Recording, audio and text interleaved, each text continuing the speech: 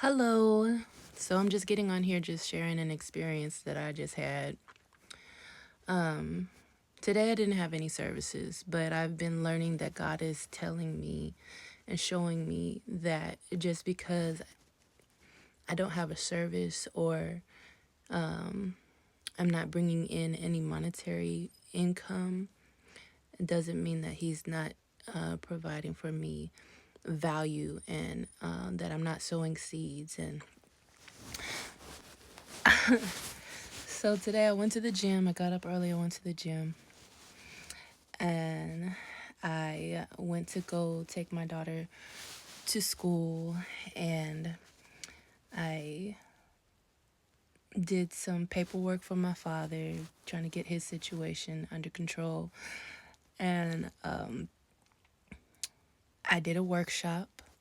I did a workshop with somebody that I believe is a destiny helper that God has put into my life to help me become a entrepreneur, and to help me in the area of my business with massage. And it was really good. It was very good. One of the things that was mentioned in the workshop, I knew it was divine because it was a bunch of confirmation in the workshop. One of the things he said was, don't judge your day by its harvest. Judge your day by the seeds that you sown. And it was that, and then begin to trust yourself. And, you know, just because like things might seem slow, it doesn't mean that you're not sowing seeds that are going to reap you positive benefits in the future. One of the other things that was mentioned during the workshop was just because you're busy doesn't mean you're productive. So sometimes we have a desire to hustle and have that hustle mentality, and I gotta move and I gotta be constantly in motion and all these things, but it doesn't mean that you're being productive. So yeah, God's been giving me peace in the area of just really truly trusting Him and His plan for my life. Like, I had a dream the other night, and it was with my good friend Esha from work. And I believe that God was using him as a representation of Himself, because my friend Esha is like big on just loving and like walking in love and not allowing money and things to weigh you down or stress you out, because it can't go with us. It fades away, which at times I was like, well, bills still need to be paid and all these things. So, but I think He used him because he was somebody that I used to have those type of conversations with. And in the dream, Esha was very emotional, and he had a big wad of money, and he had just threw it down on the floor, and I'm just like looking at it, and I'm like, I picked some of it up, and then I just looked at him, and he just looked like his heart was broken, like he was so disappointed. And I believe that was God like showing me like, what is that going to do? You're so focused on bringing that in that you're not focusing on me. When I'm the provider, I created that. I can make that come and go. I want you to trust me. I want you to love me. I want you to abide in me. Don't you think I have everything under control? You say you love me. You say you believe me. You say you believe in me. You say that my spirit dwells in you. But you're so focused on trying to survive when I already have you in my hands.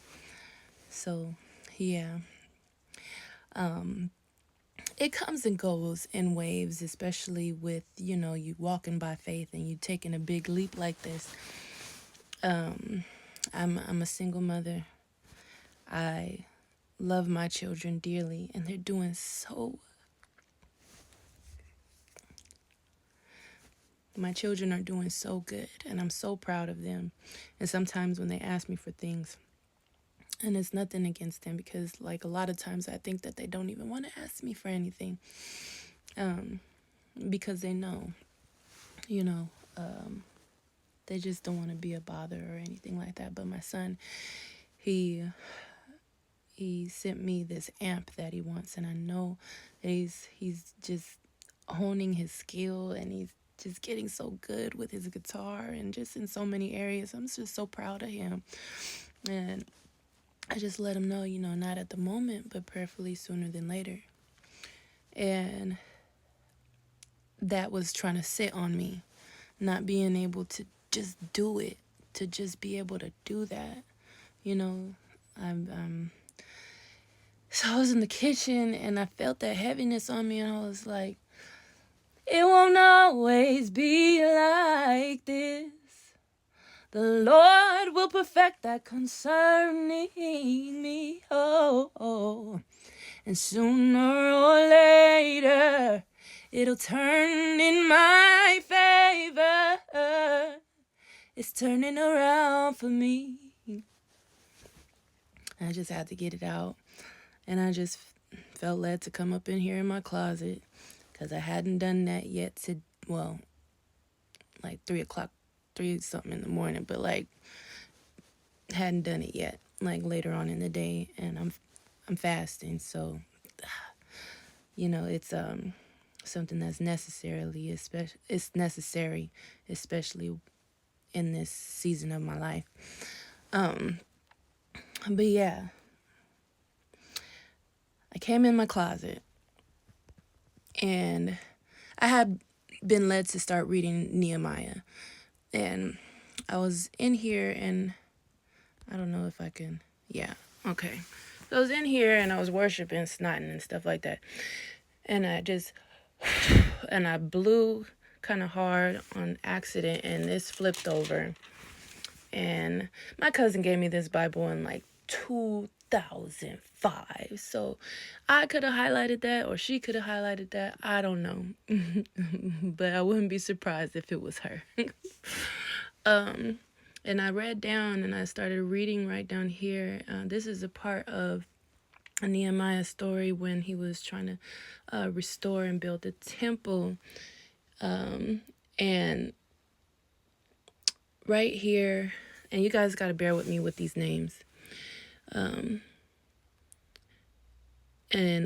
6 and 9, Nehemiah 6 and 9. They were just trying to intimidate us, imagining that they could discourage us and stop the work. So I continued the work with even greater determination. So when he was saying they, I know he was talking about a specific person, but I just started to think about the enemy, trying to come against, or like plant seeds, or like try to get into your head and discourage you.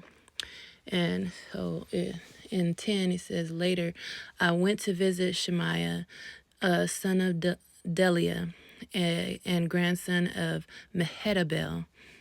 Y'all be patient with me with these names. I might have to do another video. Who was confined to his home. He said, let us meet together inside of the temple to God and bolt the doors. Your enemies are coming to kill you tonight. But I replied, should someone in my position run from danger? Should someone in my position enter the temple to save his life? No, I won't do it. I realized that God had not spoken to him, but that he had uttered his prophecy against me because Tobiah and Sanballat had hired him. They were hoping to intimidate me and make me sin. Then they would be able to accuse and discredit me. Remember, oh my God, all the evil things that Tobiah and Sanballat have done. So I'm going to have to make another video just to complete this. So catch me in part 2.